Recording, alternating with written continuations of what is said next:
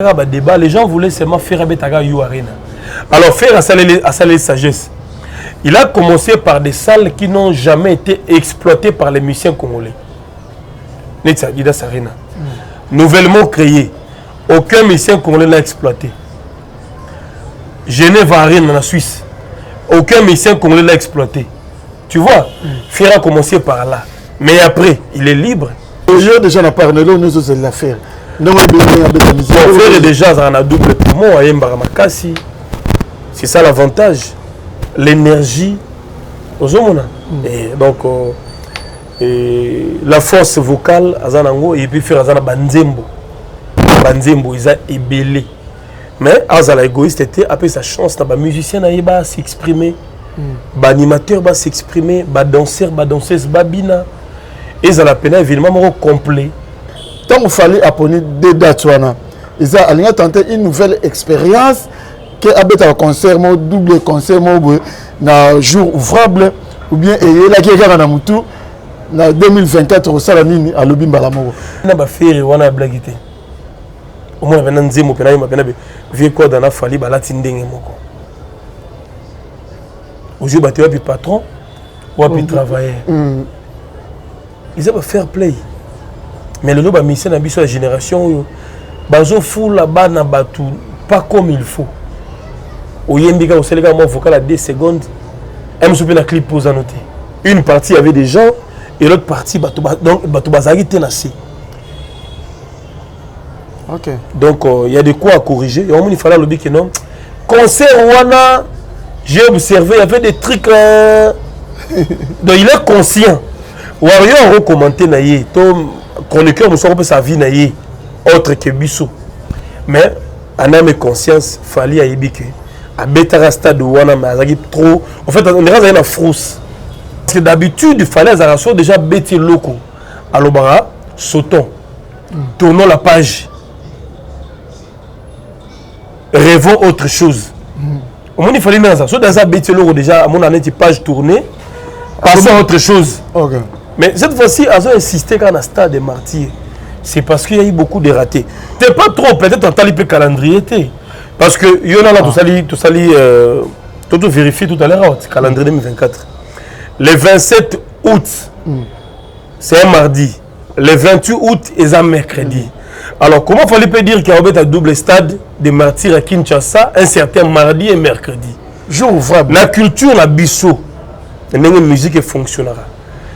La plus, je dirais même, la plupart des événements, ma production scénique, il y a des grands artistes, ils auront plus, week-end, vendredi, samedi et dimanche. Mais maintenant, il fallait tomber sur un certain mardi et mercredi. Est-ce qu'il a vérifié les calendriers avant de parler? Vous savez, après événement, il faut tout le monde avoir vidéo officielle. Totally, voilà. C'est vrai, toute œuvre humaine est en imperfection. Mais en gros, frère, il doit être concentré, aïemba bien, babina bien, bamisien ne va s'exprimer. Parce que l'autre côté, on dit qu'il fallait mettre un conseil, mais il critiquer mingi. Bamisien bazo fou la maté. Bamisien bazo fou la maté ti le lot. Il y a des bamisien il fallait le soir long, non, ça fallait. Aki ruluka musala ailleurs. Est-ce que test au sal Alexandrie ni banze moni oyemba. Aujourd'hui, les bamisien bazo voyager belé mais bazan a problème il y a lumière au fait. Au moment après concert il y a Fali. C'est Ferry qui a joué un certain 24 juin 2023 là, plusieurs mois après. C'est là on a compris que concert a Fali, il a manqué beaucoup de choses. Je vous dis que Ferry Gola avait placé la barre au sommet. Lors de son concert au Stade des Martyrs, le 24 juin 2023, il y a un moment qui plaît, il pas Fali. Fali veut à tout prix apporter retouche, correction, ne pas à sa l'autre fois. Tu sais, faire jouer un concert le plus cher dans un concert au Stade des Martyrs. Billet Zara 3000 francs congolais. Concert au Stade des Martyrs, il fallait 2500 francs congolais. Il y a fait les plus chers. Okay. Faire a rempli le stade des martyrs sans mort d'homme. Je dis bien que Ferré a rempli le stade des martyrs sans mort d'homme. Moutakou Fati. La police, et ça l'a constaté que Moutakou Fi, il y a eu casse ou tout ça, et ça l'a maté. Ferré Gola a rempli le stade des martyrs à 14 h pendant la journée. Vous comprenez? Et il est monté sur scène à 16 h. C'est un défi. Okay. Oui, ça l'a maté. Ferré Gola a chanté au stade des martyrs sans autotune. Et ça défi à blaguer. Fali n'est pas le premier artiste congolais. D'ailleurs, il a dit ça hier qu'il n'est pas le guide. Il n'est pas le guide. Okay. Bah guide ça bah vie na biso au balaxi bah Fali bah Ferré les autres Nzela. Parce que il faut qu'on se le dise Fali ou soit Ferré n'ont pas commencé na banda ko na bango bah banda qui na orchestre bah. Donc bah guide ça bah vie wana au bamba kutaki. Mais à un moment donné les gens voulaient falsifier l'histoire, changer tout. Les guides, les trucs, tout ça.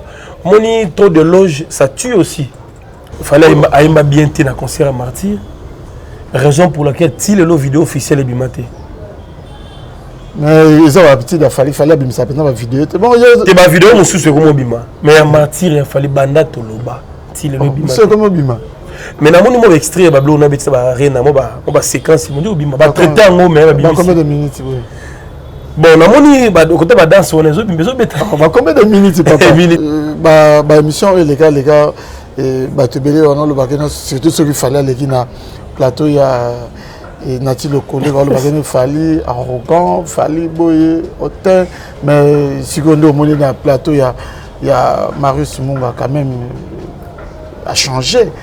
Historia, la Katia Bella, Antonio témoin, donc je sais changer déjà. Donc Historia na Katia Bella à Bruxelles, Antonio témoin, Les Chapindi, Antonio témoin, Blaise Lomingo Fashion, Antonio témoin, Fiena dit Miezi, Antonio témoin, Historia na Katia Bella quoi, à suivre. Et j'ai échangé déjà, Malobi Historia na Katia Panama, Tour Eiffel témoin, Les Chapini plein de grâce témoin, Jackie Lomingo Crédit Lyonnais témoin, Historia na Katia Panama, Blaise Lomingo Fashion témoin, Viens Ngadi Miezi, au Konza Diblin, il peut témoin, donc il faut changer déjà jeu quoi, Historia na Katia Panama, Malobi Panama érotique à la Panama Panama érotique à la Panama. This is Paris. Un début de semaine à Bâtonne sur Basu Libakou, il y a Rolanda Historia avec Didier Nzita dans Congo 24 TV et puis dans Équilibre TV. Donc deux chaînes voisines. N'importe ce photo bien on a voisine, partenaire. Donc Équilibre TV na Congo 24 TV donc émission où ça la bongo na Jérémy Louemba le renard du désert les autres comme ça la analyse par rapport à ba makamone ce les gars na niveau internet sortie médiatique dernière sortie médiatique il y a Fali Poupa di Cap la merveille to comme ko lobelango to ko lobela pe double arena il y a Ferré Gola Jésus de Niance est-ce que c'est le tel père tel fils parce que tu bigé relation na beta double zénith. Si vous avez fait rigoler la Jésus de Nias, à même biso na double Adidas Arena. Jérémy Lemba, pourquoi pas tout le belapé. Ma caméra ils ont fait couler beaucoup d'encre de salive. Les caméras innocent bi na prophète de la nation. Dénilis. Mais déjà nous dédié nous souhaité bon début de semaine à Bâtonne sur Balinganga on a monté les motivateurs de tous les motivés la classe et la différence né Chapindi depuis Paris na Bossanioté venanga di Nzambe à Diblin balobi ba calamité to sokuta na bongo na kati ya Paris okotika Diblin pour oya okutana na pire petit na yo d'identité very strong na Bossanité.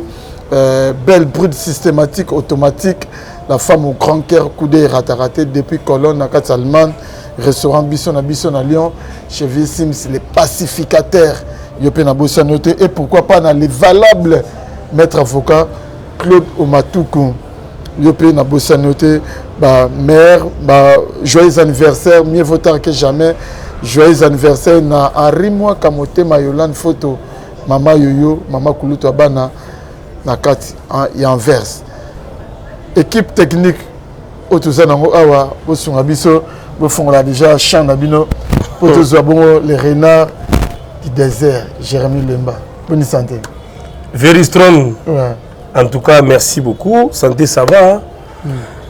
Malgré la chaleur nous sommes là on tient le coup. On tient le coup hein? Non tout va bien en tout cas je crois que History et des émissions à Bissout.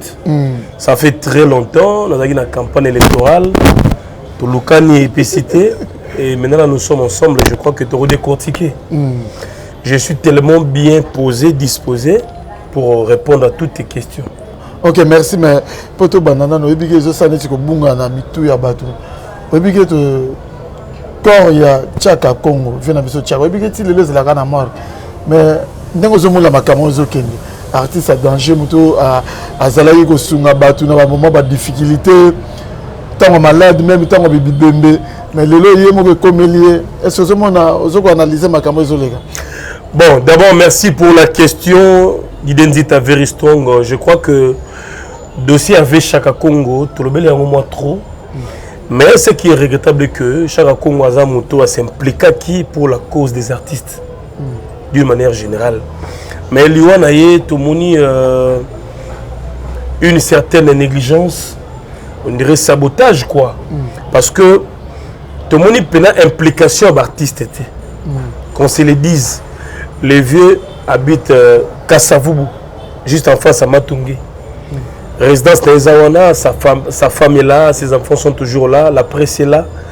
Mais même musicien, Pena Mbor en Abisso, leader, star, rendre visiter. Je dis tout, sans exception. Motomoro, tout le monde pavé, Chaka Congo azate.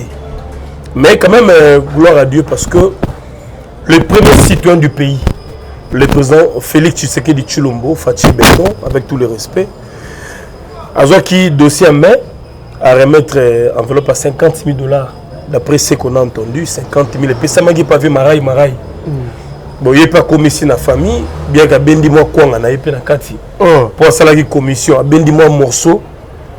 Bato balobi mais quand même bon c'est Pesamaki et aussi d'autres personnes de bonne foi, na mona qui Alita Chamala, à soutenir famille, Oazé quoi et les autres Baba Kanam. Donc en ce moment, je crois que tout est prêt pour enterrer les vieux Chaka. Et c'est un gars famille, bah mon bébé t'as clic et puis voilà. Et puis voilà. Donc voilà, c'est ça. Mais artistes, musiciens, comédiens, ce sont des ingrats, des irreconnaissants. Parce que Moussa avait Chaka Sala Bango. Il a honoré plusieurs d'entre eux. Mais étant le Yakoufi, même pour aller réconforter la veuve, compatir avec les enfants, la famille, ça choque. Ok. C'est bien que si notre bannier peut être chroniqueur, si ça se ma puissance amicale. Maître mais bon, je vais toutefois remercier Batotou Bazarachir pour Nangaï, Bishop Dinangama na Caroline du Nord depuis les États-Unis d'Amérique, Maître Siza Soukama, puissance Amikili, Mimi Ndoumé na Moshing là-bas, Mimi Yabandoumé, très puissante. Je vous salue très respectueusement. Je pense aussi à Sema Mayasi, femme légitime, Agency Mayasi, Forza Italia, le président Pedro Moutou, leader à jeunesse, association Main à la main depuis la ville Fontaine aussi partout en France. Et enfin, les célèbres Dienzundu na Washington, grand frère propre, na Pessio Mercier Bélé, le conseiller Papa Philippe Kabouikou na Fribourg, depuis Suisse-Irlande, Boza et Bélé, merci pour tout. On est ensemble pour de vrai. Merci, on est ensemble pour des frères. On a un peu dans le bassin sur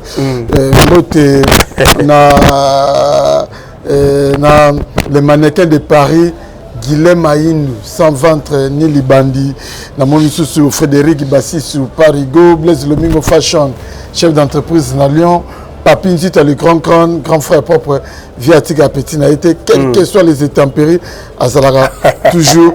Wana. Et dit Belge na Villeneuve Saint-Georges depuis Paris, il y a une bonne sanité. Mais maintenant, on a le sommaire. analyse nous salagi par rapport à la dernière sortie médiatique. Il y a Aigle Fally Ipupa du Cap La Merveille face à face. Il y a Marius Munga. Tant Tali Fally Ipupa après un long moment. Abanaï ko le batté par rapport à Reina Naya Betty Bamakamno sur Sali à faire un éventre bois. Yo analyse nous ça Tali. Bon, c'est une émission normale, hein, une émission moro classique. Déjà, Marius Munga est un professionnel. Je le félicite beaucoup pour son sens, son sang-froid. Marius Munga, c'est un expérimenté. Il y a domaine Abisso, Aza Kulutu, Napesi Mboti Sikazali. Mais sauf que s'il faudrait analyser, c'est une émission purement amicale. Donc, amitié ça. Ah, ok. Et donc, Marius a tout type de bordure. On n'a pas parlé des autres choses. C'est vrai, il fallait comment un peu la politique moro. Quand il est reçu sur un plateau de télévision, dossier il est plus focus na OAI. C'est très bien, mais Aza Star, Aza Moto, quand on parle de lui, on voit aussi d'autres artistes et musiciens. Fally aussi n'est pas un saint. Aza n'a pas conflit, Aza n'a pas relation, n'a pas artiste Moussoussou. C'est aussi bien d'aborder aussi d'autres sujets où ils appellent peut-être créer beaucoup de polémiques et débats. Tu vois, par exemple, Marius a eu le courage de parler des sujets. Il y a Nati Lokole. Mais Nati est un journaliste. Mais il fallait peut-être aussi aborder d'autres sujets, peut-être entre Fally et d'autres musiciens. Fally et Ferre, comme Fally et Kofi, par exemple. Fally et Kofi. Fally et Kofi, par exemple. Marius a eu plus. Mon dossier, il y a Nati, ça ne pèse pas vraiment. Même raison pour laquelle Fally n'a pas voulu aussi. Et on peut savoir l'importance. Okay. Il a dit que voilà, bon, déjà Nati, plutôt, Marius avait un dossier moraux privé. Il fallait aussi en profiter avec un dossier moraux privé, entre amis. Ça ne sert à rien de les rendre publics. Parce que ça ne pèse pas, il y a un faux débat. Mais il fallait parler par exemple de Fally aussi, sa relation, le nom de Kofi. Ça aussi, je crois que déjà, en fait, c'est préparé qui va toucher Kofi, va toucher Ferreté. Ils ont une émission purement, simplement amicale. Okay. Et on a parlé que de Fally et ses amis Banati Lokole. Mais l'émission, les gars, surtout ceux qui fallait aller dans le plateau, il y a Nati Lokole, Fally arrogant, Fally boye, hautain. Mais si on est dans le plateau, il y a Marius Munga quand même a changé. Bon, je ne suis pas là pour quand même traiter aussi son comportement. Hein. C'est un artiste, il a un style, il a une façon. L'arrogance, c'est dans les sangs. L'arrogance, peut-être que ça va dire, il a une façon, peut-être Azalara. Mais bon, je ne sais pas. Hein. Il a parlé plus de lui. Bablo a sali Reina Naya Betty. Et puis, normalement, 2020, pour la 2024, le programme Akin, il a réaffirmé que il va jouer un double stade des martyrs. Bon. Mais ça, comment on appelle ça double stade des martyrs? On a habité par rapport à date, il y a le 27. D'abord, date c'était d'abord la motivation. Pourquoi Fally va encore revenir? Non, parce que nous avons tout le calendrier. Le 27, il y a un certain mardi. Le 28, il y a un certain mercredi. Il y a un jour ouvrable. Il y a une question. Tant qu'il fallait apprendre des dates, il y a tenté une nouvelle expérience qui a un concert, double concert, un jour ouvrable, ou bien il y a quelqu'un qui a 2024 au Salamini à Lobimbalamoro. Bon, je ne sais pas trop, peut-être en talipé calendrier. Parce que il y en a tout vérifié tout à l'heure, calendrier 2024. Le 27 août, c'est un mardi. Le 28 août, c'est un mercredi. Alors, comment fallait dire qu'il y a un double stade de martyrs à Kinshasa, un certain mardi et mercredi? Jour ouvrable. La culture, la bisso, la musique fonctionnera. La plus, je dirais même, la plupart des événements, ma production scénique, il y a des grands artistes, ils auront plus, week-end, vendredi, samedi et dimanche. Mais maintenant, il fallait tomber sur un certain mardi et mercredi. Est-ce qu'il a vérifié les calendriers avant de parler? Ou bien il a parlé par rapport à l'imagination? C'est aussi ça le problème. Parfois, il va aussi revoir parce que le 27 et le 28 août, ça tombe un mardi et un mercredi. C'est déjà difficile et impossible pour que l'événement puisse avoir lieu. Déjà, mardi, mercredi, il y a boulot. Ok, mais c'est quoi la motivation parce que déjà, pour passer à Beta Stade de Martyr. Il y a déjà au Beta Stade. Oh non, Stade Wana, j'avais remarqué, il y avait des trucs, il n'a pas fini l'idée. Donc, quand on le disait que le Stade de Martyr, il fallait à Beta le 29, il y a eu beaucoup de ratés.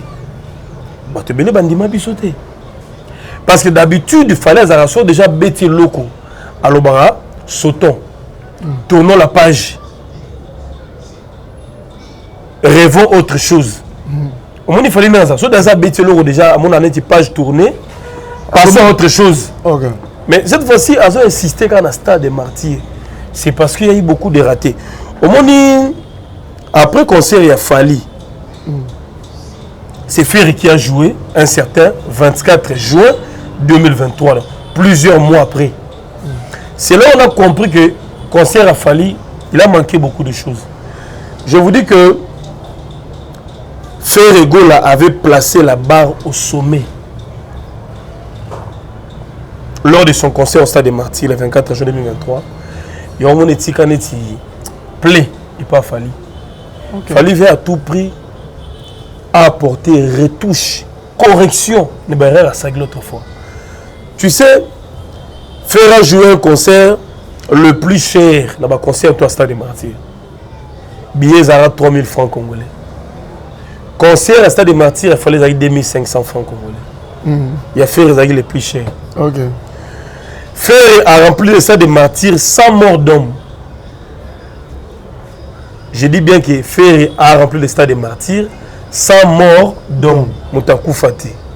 La police, et ça l'a constaté que Moutakou Fi, il y a eu casse ou tout ça, et ça l'a maté. Ferregola a rempli le Stade des Martyrs à 14h pendant la journée. Vous comprenez? Et il est monté sur scène à 16h. C'est un défi. Oui, Salamati.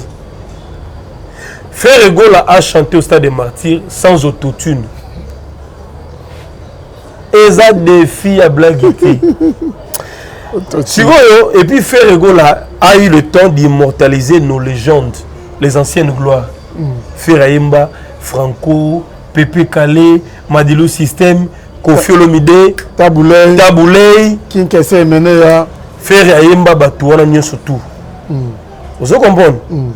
Ferré a eu le temps d'immortaliser nos légendes. Nabi bien qu'il y a Taboulay, Abeti Masikini, Aïmba, Batuloro là-bas, Maman, Bilabel, Tchalamwana. Ça aussi, Fali n'a pas fait. Son, lumière et instrument impeccable. Faire un concert 21h.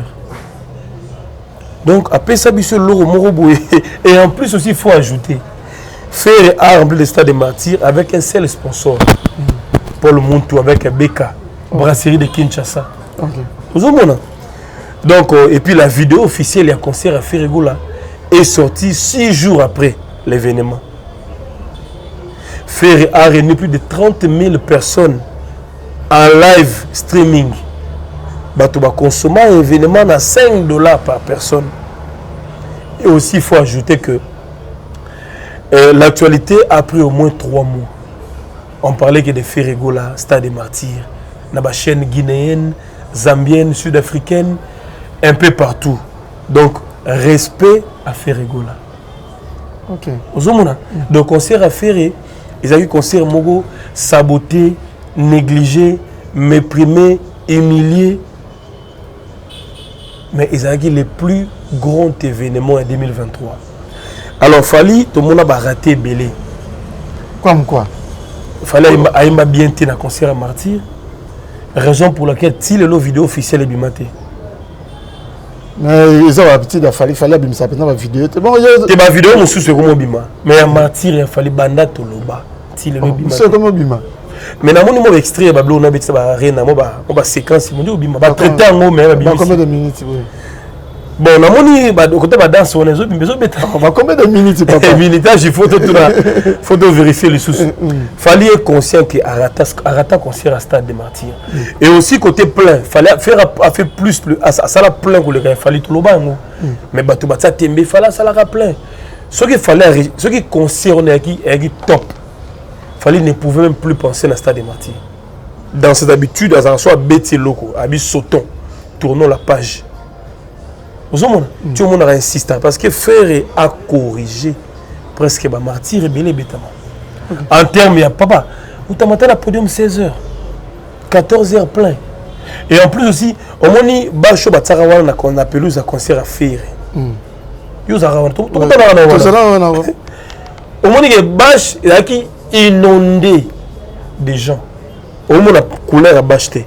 Mais si tu as l'image en concert, même si tu as un stade à Fali. Au moins, il y a une bâche blanche ou une pembe. On comprend.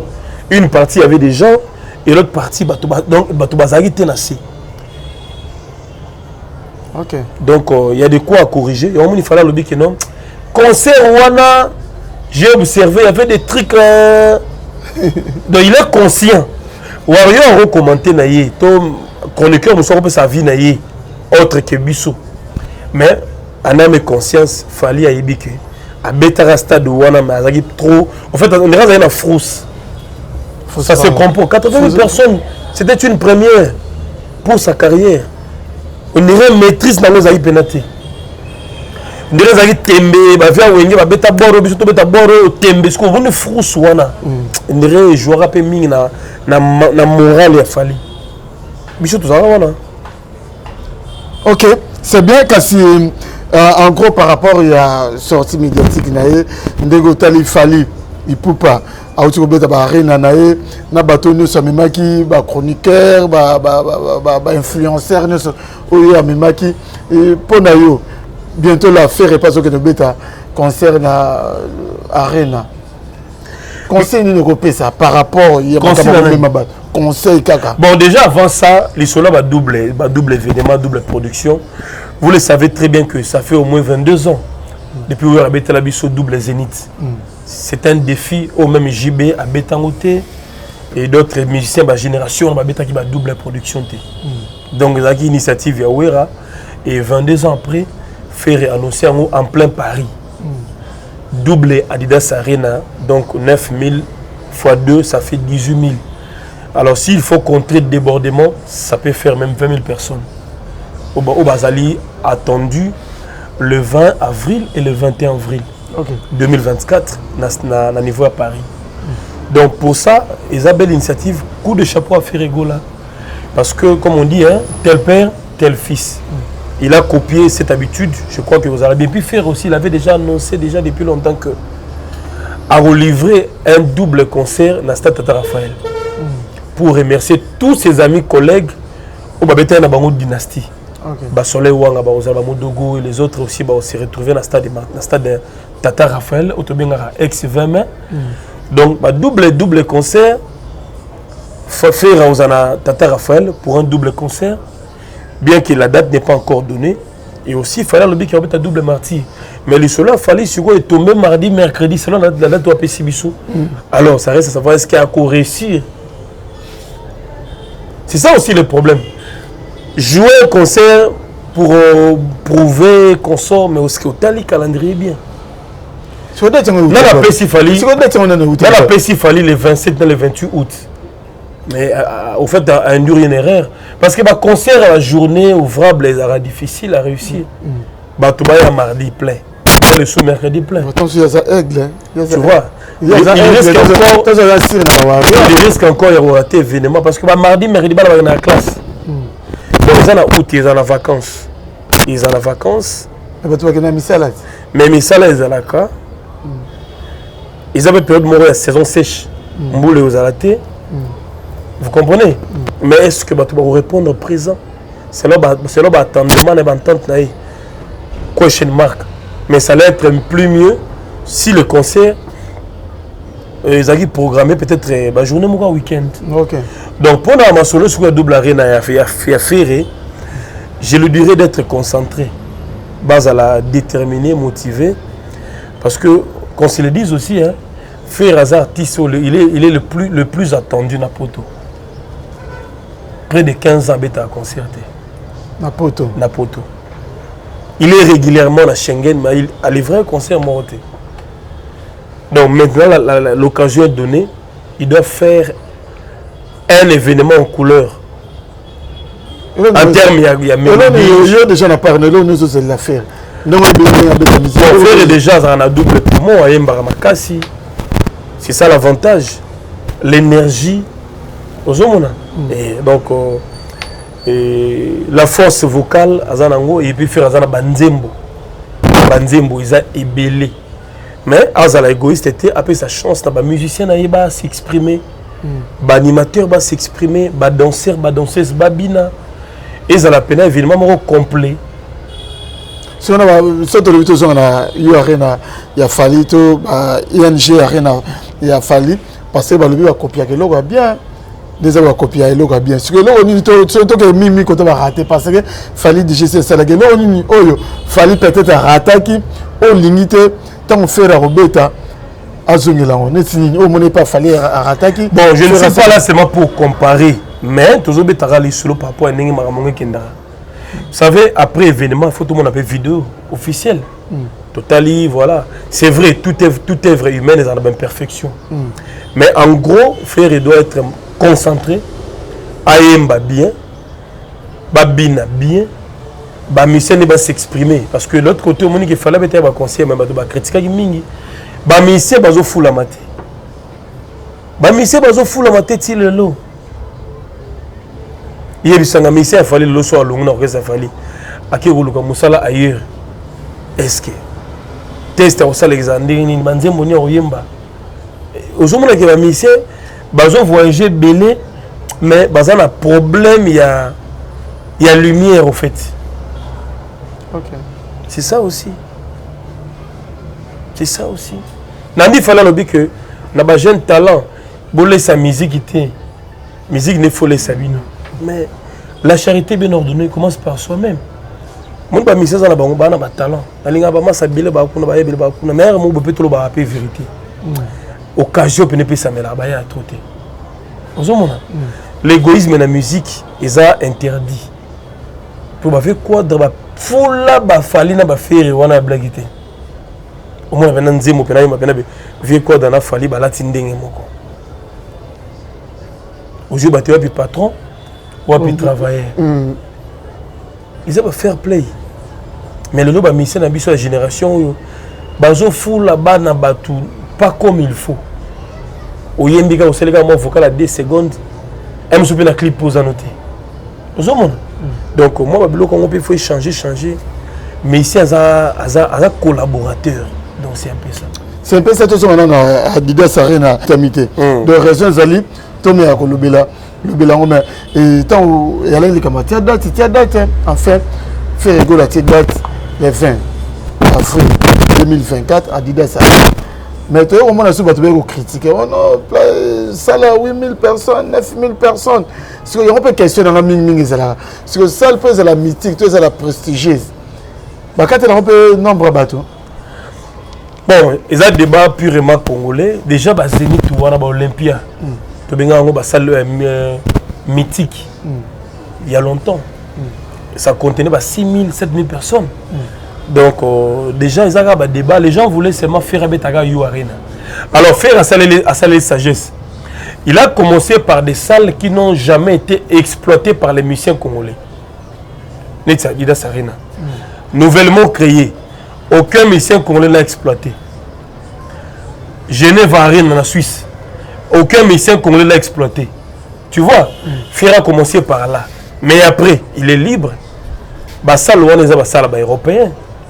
Donc, il peut aussi avoir un programme na You Arena, tout comme na Accor Arena, Bercy. Vous comprenez?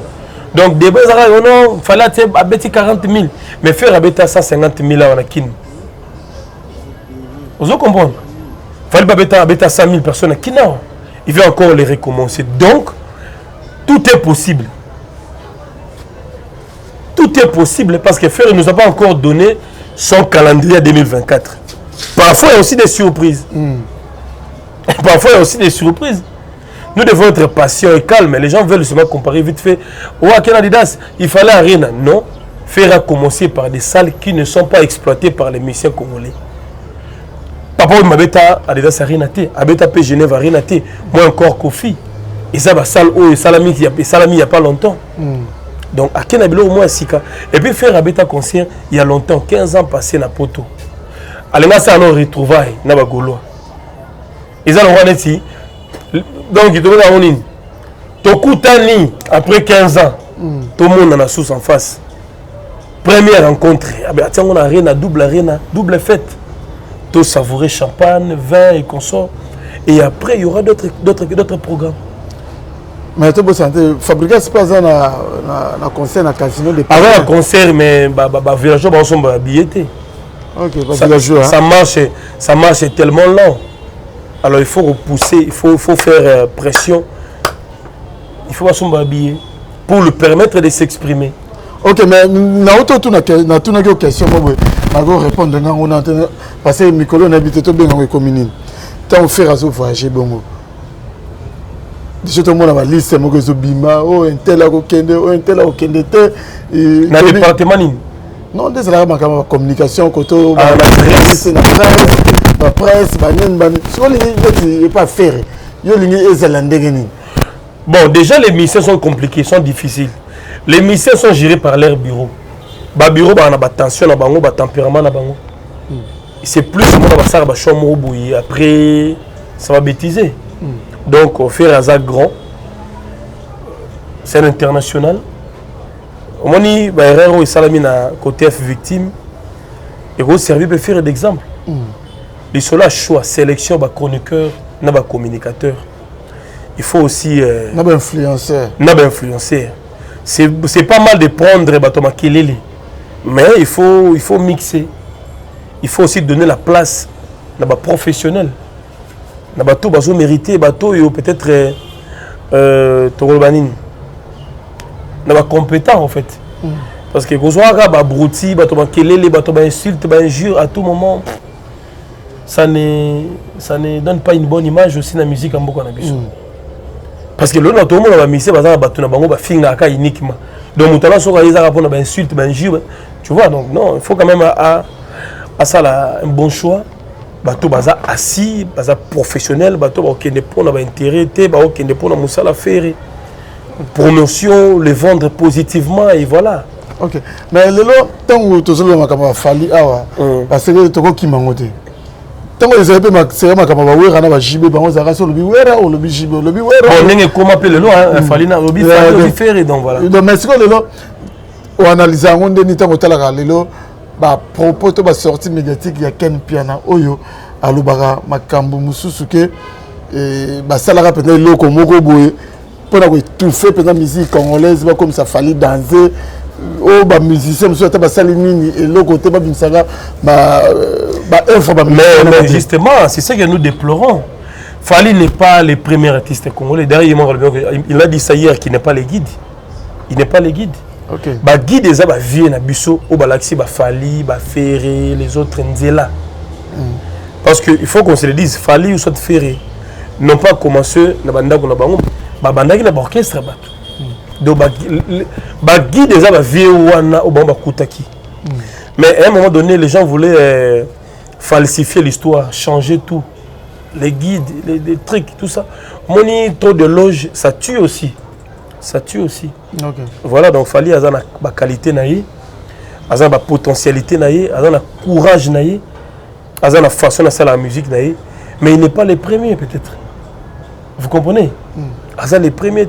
Parce que quand on dit que tel est le premier, bon, les chèques sont donc voilà. Donc, mais si on a propos aux autres, on a ça le logo pour retomber là-bas. Les paroles d'évangile, mais quand même, tu dis qu'il y a un côté. On l'avait aussi senti que comme un gars internet, comme un gars moutoumoko.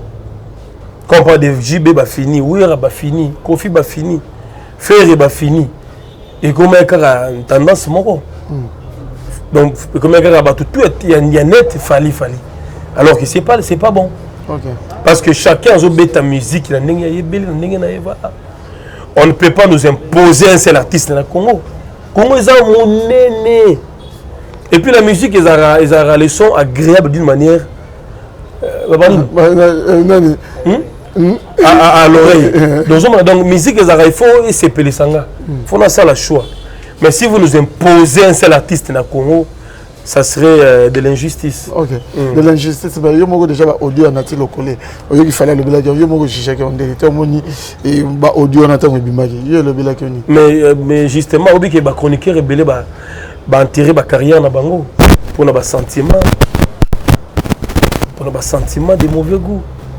Nati a un très bon chroniqueur. Aza Kulutu touche à Zaranango, sa façon de faire. Et après, après.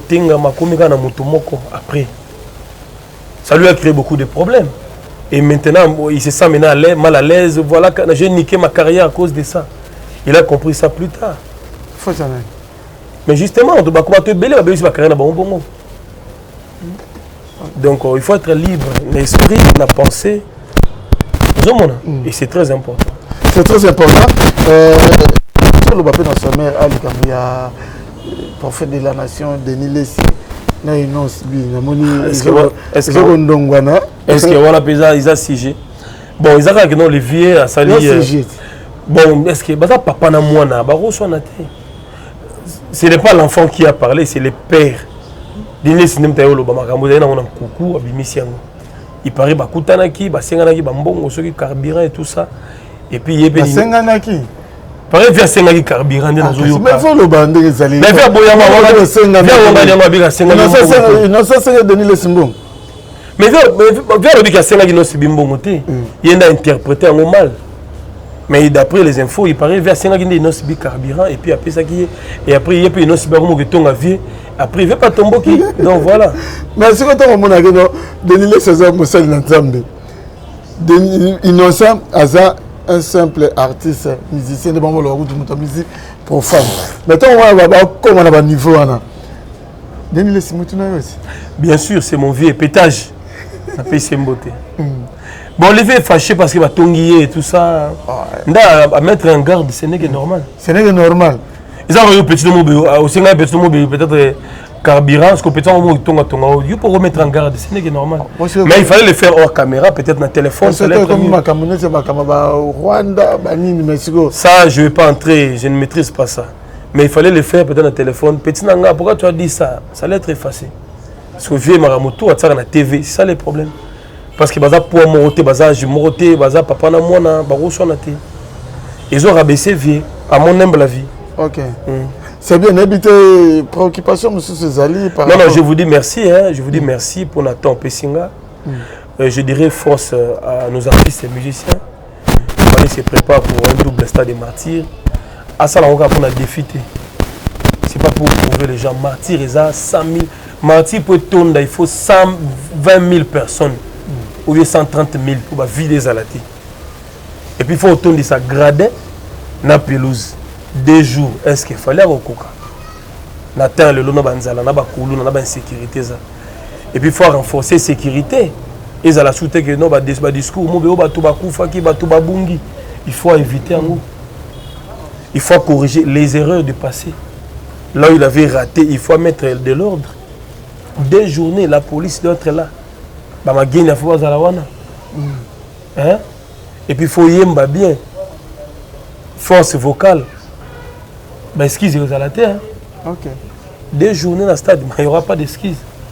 Parce que tout le hôtel a fallu. Si on va tomber où tu vas aller, ça 30 000 personnes. Entre guillemets, c'est fan. Donc, ils ont préparé un moment. Maintenant, pas le 27 mardi, le 28 mercredi. On verra. Qui vivra, verra. Qui vivra, verra. Merci. Merci à tout le monde. Je crois que vous avez belé Botala et Bisso. Makanaki de Lucerne, Motema et maman Brigitte Seya Chichimbo. N'appelle sur Mbote, grand frère propre Makanaki de Lucerne. Pasteur Jérémy, l'homme de Malembankoulou, ainsi que maman Fanny Kaboulou. N'appelle Sibino, merci beaucoup. Bishop Dinangama, na Caroline du Nord. Clin d'œil spécial à vous. Mimi Ndoumé, na Moshing là-bas. Sima Mayasi, femme légitime, agency Mayasi, Forza Italia, un couple généreux, je vous salue. Narobo, ça n'a jamais les célèbres Dien Zundu à Washington, aussi Serge Loco qui est le mannequin à Paris. Vous avez belé le Moutoufou, Mouzingi, Jean-Claude, chef coutumier à Paris. Ah, Venangaï, Bandou Lobaki Nazila, Naozila Kaka. Vous avez trop belé, bientôt. Merci beaucoup. Very strong pour nos occasions. Ça va? Merci na Rolly Choura Mayala depuis Paris, Amadou Lia depuis Paris, on a Chanel Kouabi na Katia Paris, pourquoi pas na Dadi Kouabi, le conservateur de grand rôle, hein, le conservateur de grand rôle, Dadi Kouabi, Papi Kouabi, mon ami personnel, toi-même tu sais, il était comment, na mon Lissous aussi Pradora na Katia Paris, Papi Nzita le grand frère propre Vertiga Petit n'a été quels que soient les intempéries, Azalaka toujours on a tonton dit à petit frère propre depuis Cape Town. Et n'a pas rapidement hein, Moïse Chingwa. C'est tellement ébélé. Je crois que vient dans Joël Moulungue qui na Birmingham. Mbote Nabino, vraiment en tout cas tout Balingarabiso. On est de cœur avec vous. Merci. Merci na Sipradora, na Bossanoté depuis Paris, et Dan Kale na Washington State, et pourquoi pas na Audrey Moyenge na Caroline du Nord, chargée des opérations, chargée des affaires, na Moni Tsunami. Vraiment, ce que na mission Bolobi, grand merci. Na Nathan Luko qui na ma caméra, na montage, na Moni Pekagaye. Te coutani bongo pour une prochaine émission. Merci, ciao, à suivre. D'aller bon. Lisolo ya litoite o kasi ya bilili tokomona tokotala elengi monde entier. Bon naina nga na tembete to sala wenge na tembete wenge zalaki lokola loisir ti e comme ma profession. Atwa la kamwa donc makambo to lobela to lemba musique congolaise, c'est qui na ghetto, c'est comme communautaire. Et qui dit sous on n'a plus bas niveau et comme communautaire. Il y a un autre bunda pour to bimsa on a ta communauté, na ta ghetto, to so disque d'or. Inshallah. Allah Akbar. Le Kounia, et si là, c'était le Kounia le pananga, tina francophonie bo wele ko changa problème zate. Na robeta ta francophonie na poto. Ata francophonie muzo na créer. Déjà comme moi nous obenga sai et outi na papa Wemba. Au mon côté tozo outa déjà. Je veux dire si aujourd'hui ba benga sai c'est grâce à Ndiembo ya tout le monde sai chanté par papa Wemba que Historia avec Didier Nzita. On remercie Soussou. Ouera son roi de la forêt. O Léona Minito Didier na kosaote ba miseno somona ba yara ba lobarawa. Passeport à Liboso. Ouera mtabi misela biso. Soso liboso pa babo nanena ba fête yamso ba première communion. Dabo e ba gewera to liango soso musaka mampata mutalamba ka ba musicien omona kana ba fiba misapina maboko na makoz dans le tout puissant Nzambe mokonzi ye mutasala ga ba destin e ba geyo za journaliste comment ke pe ba Dubai pam ba journaliste bele pe bazokende kasangulu pamba pamba.